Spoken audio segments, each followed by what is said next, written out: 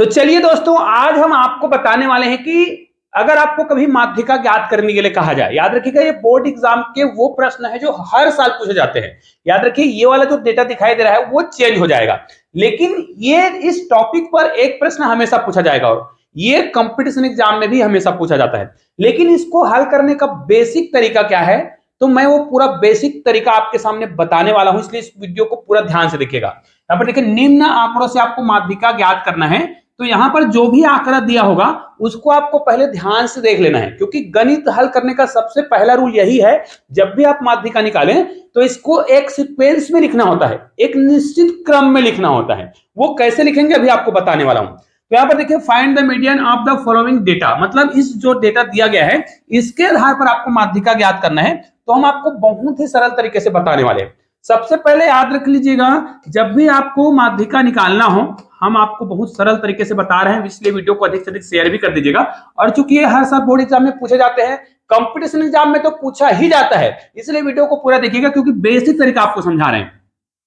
जब भी आपको माध्यिका निकालना हो तो सबसे पहले आपको क्या कर देना है, इसको एक निश्चित क्रम में लिख लेना है। ठीक है, निश्चित क्रम में लिखना है, मतलब इसको क्या करेंगे आप लोग, बढ़ते क्रम में। ध्यान दीजिएगा, यहां पर जो संख्या है वो किसी भी क्रम में लिखा हुआ है, आपको इसको बढ़ते क्रम में लिखना है, अर्थात सबसे छोटी संख्या को पहले लिखना है। तो मैं यहां पर क्रम लिख दिया हूं, तो आपको सबसे पहले ध्यान दे लेना है, आपको बढ़ते क्रम में लिख लेना है। ठीक है, उसके बाद दूसरा है, आपको क्या करना है, एन का वैल्यू निकालना है। एन का वैल्यू मतलब क्या है, ये टोटल कुल कितनी संख्या है। ठीक है, कितनी संख्या है। अब ये संख्या दो प्रकार से हो सकता है, एक सम संख्या हो सकता है ना, ये सम संख्या हो सकता है, और दूसरा विषम संख्या हो सकता है।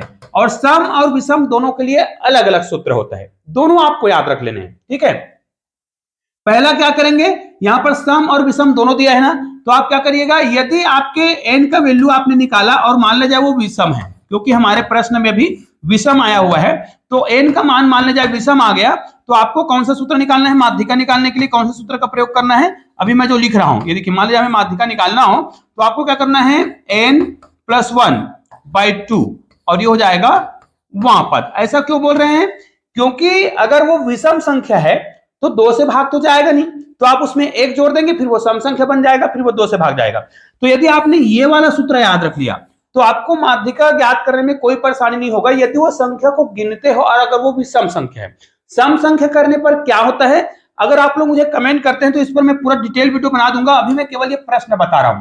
तो सबसे पहले आपको क्या करना है, इसको बढ़ते क्रम, दिए गए आंकड़े को आपको बढ़ते क्रम में लिखने पर, आपको बढ़ते क्रम में लिखना है। ठीक है, तो बढ़ते क्रम में लिखने पर, अब बढ़ते क्रम में लिखेंगे तो यहां पर सबसे छोटी संख्या हमको दिखाई दे रहा है 28 दिखाई दे रहा है, उसके बाद 30 दिखाई दे रहा है, उसके बाद 31 भी है, उसके बाद शायद 32 भी है। देखिए 28, 30, 31, 32, उसके बाद 33 भी दिखाई दे रहा है, ये देखिए 33, उसके बाद 34 भी है, ये देखिए, उसके बाद 35 भी है। ठीक है, लगातार संख्या है 35।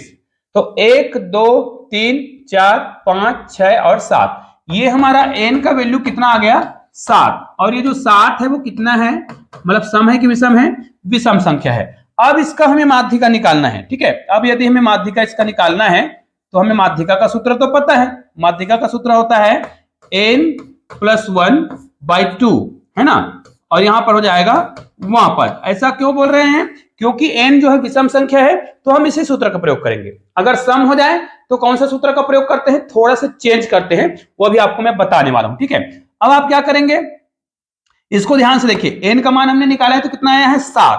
तो 7 + 1 करेंगे बटे 2 करेंगे, और ये हमारा जो भी पद आएगा वही हमारा क्या होगा, आंसर होने वाला है। ठीक है, तो 7 में 1 जोड़ेंगे तो 8 हो जाएगा, और उसको 2 से भाग देंगे, फिर जो हमारा उत्तर आएगा वो हमारा आंसर होगा। तो इसको हम भाग देंगे तो कितना आ गया, 4 आ गया। अब चौथा पद है ना, अर्थात चौथा पद कहा जाए तो आपका चौथा पद जो होगा, अर्थात चौथा पद जो होगा वही हमारा क्या होगा, आंसर होगा। तो इसमें आपको चौथा पद, इसमें देख करके चौथा पद को आंसर नहीं बताना है, इसमें आपको चौथा पद देखना है। तो पहला, दूसरा, तीसरा, और हमारा चौथा पद कौन सा हो गया है, ये वाला हमारा चौथा पद है। तो यहां पर आंसर में क्या आया है, हल करें तो चौथा पद आया है, तो आपको आंसर के रूप में यहां पर लिखना पड़ेगा 32। और ये हमारा आंसर है। कई बच्चे क्या करते हैं, चौथा पद और इतने को ही आंसर लिख के आते हैं। ऐसा आपको गलती बिल्कुल भी नहीं करना है। वास्तव में आपका आंसर चौथा पद मतलब आपने जब सीक्वेंस में जमाया तो चौथा पद कितना है, 32 आया, 32 आया, तो ये आपका आंसर होगा।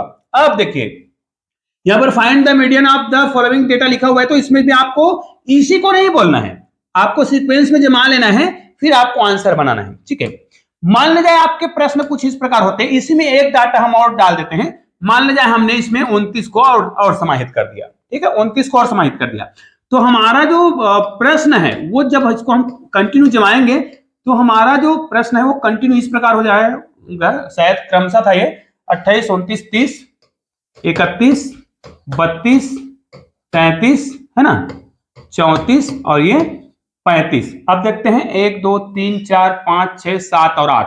अब यहां पर देखिए n का जो वैल्यू है, अब यहां पर n का जो वैल्यू है हमारा कितना आ गया है, 8 आ गया है, जो कि सम है। अब सम वाला फार्मूला तो हमने बताया नहीं है, तो चलिए भाई कोई दिक्कत नहीं है, आपके सामने अब भी हम आपको फार्मूला बता दे रहे हैं। यदि ये सम हो तो अब सम है मतलब ये 2 से तो भाग जाएगा ही जाएगा, 100% भाग जाएगा। तो आपको क्या करना है, पहले तो n/2 लिखना है और ये वहां पद करना है ना, अर्थात n/2 पद और प्लस n प्लस, ध्यान दीजिएगा, n/2 और अलग से प्लस करना है, इसे ऊपर में प्लस नहीं करना है, n/2 प्लस वहां पद करना है। ठीक है, ऐसा करेंगे, ये हो जाएगा। याद रखिए यहां पर n/2 प्लस 1 लिखना है ना, क्योंकि ये n तो भाग जाएगा 2 से, इसलिए n+1 नहीं लिखना है, n/2 फिर +1 करना है। ये आपका पहला पार्ट होगा और इस सूत्र को आपको पूरा इस प्रकार ब्रैकेट में लगा देंगे ऐसे, ये देखिए। इसके बाद इसको आपको भाग देना होगा 2 से, तब आपका आंसर आएगा। तो ये सूत्र आप लोग लिख कर रख लीजिएगा। 100% इस प्रकार के प्रश्न बोर्ड एग्जाम में हमेशा पूछे जाते हैं। अब इसको हल करेंगे तो यहां पर 1/2 हम अलग से लिखेंगे और n का वैल्यू हमारा 8 है, तो 8 को आप भाग देंगे 2 से। ठीक है, और यहां पर लिखेंगे वहां पद, हो गया पहला। दूसरा, n को आप भाग देंगे मतलब 8/2 प्लस 1 करेंगे, यहां पर भी वहां पद करेंगे, ये देखिए इस प्रकार करेंगे और ये इसको अपन ब्रैकेट में रख देंगे। इसको जब हल करेंगे तो 1/2 को आपको कुछ नहीं करना है, अलग से रहेगा, इसको भाग देंगे तो ये चौथा पद हो जाएगा, है ना, चौथा पद हो जाएगा, पहला नाम हो गया, पहला पद। दूसरा, इसको भाग देंगे 4 होगा, चौथा होगा, और 4 में एक और जोड़ेंगे तो क्या हो जाएगा, ये 5वां पद हो जाएगा, 5वां पद।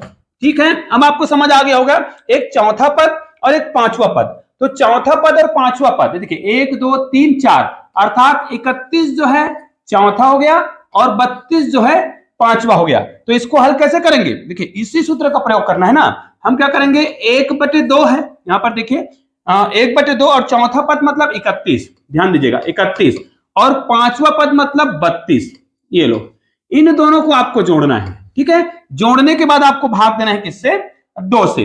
तो इन दोनों को हम जोड़ देंगे, तो अब यहां पर जगह मेरे पास थोड़ा सा कम है तो मैं इसको डिलीट कर देता हूं पहले इतने भाग को। ठीक है, अब यहीं पे हल करते हैं, तो ये हमारा हो जाएगा 1/2। अब इसको जोड़ेंगे तो 2 और 1 कितना हो जाएगा, 3 हो जाएगा, और 3 और 3 6 हो जाएगा। ठीक है, 3 और 3 6, 66।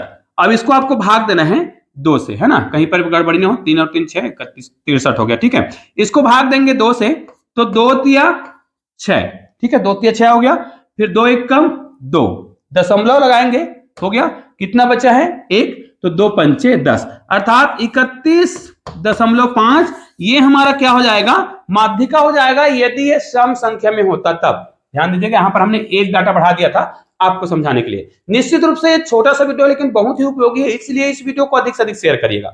गणित के कोई भी टॉपिक हो, कक्षा 10वीं अगर आप पढ़ते हैं तो गणित का कोई भी टॉपिक पर आप मुझे कमेंट कर सकते हैं, उस टॉपिक पर मैं वीडियो बनाकर जरूर दूंगा। अगर आप कंपटीशन एग्जाम की तैयारी कर रहे हैं तो आपको किस टॉपिक पर वीडियो चाहिए वो भी आप कमेंट कर सकते हैं। निश्चित रूप से यह वीडियो बहुत ही यूनिक है, यहाँ पर आपको वीडियो दिखाई देगा, हमारे चैनल में कक्षा 10वीं के बहुत सारे चैप्टर के वीडियो बने हुए हैं, उनको देख सकते हैं, बोर्ड एग्जाम में हमेशा पूछे जाते हैं। ठीक है, चलिए मिलते हैं एक और बेहतरीन वीडियो के साथ, तब तक के लिए जय हिंद जय भारत।